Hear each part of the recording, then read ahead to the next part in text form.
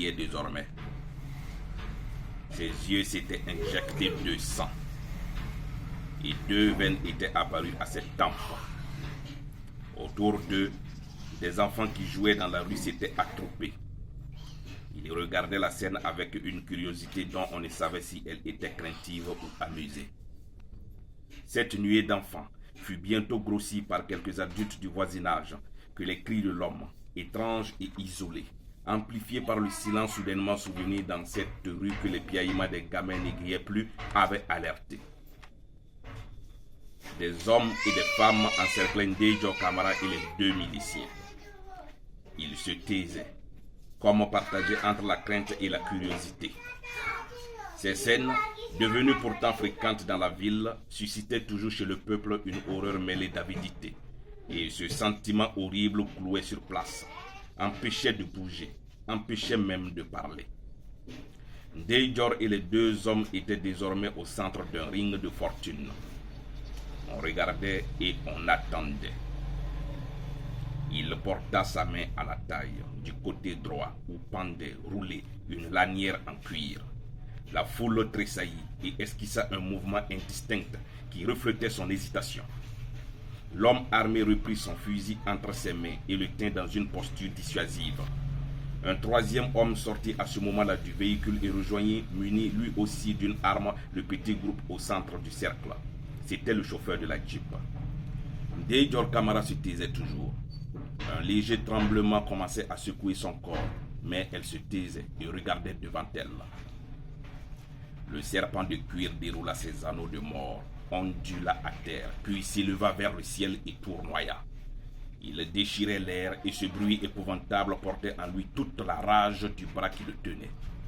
Ndejor Kamara ferma les yeux et attendit. « Yay boy !» Elle les rouvrit aussitôt. C'était Rokhaya qui accourait vers elle en larmes. « Rokhaya, non, reste à l'intérieur !» cria Ndejor. L'enfant désobéit et se jeta sur sa mère.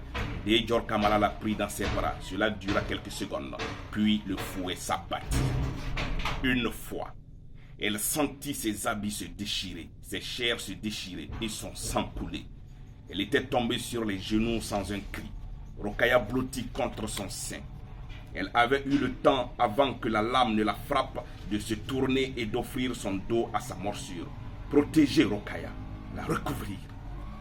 2 fois, elle eut l'impression qu'on lui arrachait la peau. Des flammes semblaient embraser son dos. Elle serra les dents et se mordit la lèvre inférieure à se l'arracher. L'âcre goût de son propre sang lui remplit la bouche.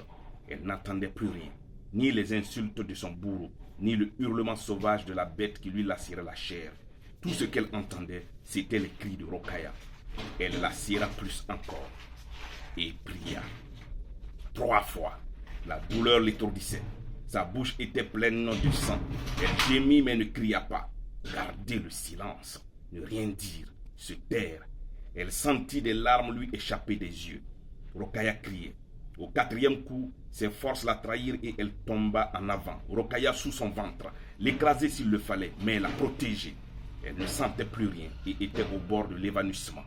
À ce moment-là, comme si elle avait eu un sursaut de lucidité avant de sombrer dans l'inconscience, elle entendit des hommes qui criaient des paroles qu'elle ne parvint pas à comprendre et perçut le martèlement furieux d'un grand pas et le bruit de plusieurs détonations. Elle sentit des mains, plusieurs mains, qui la soulevaient et qui l'emportaient vers elle ne savait où. Rokhaya, ma fille, cherchez ma fille, protégez ma fille, gémit-elle.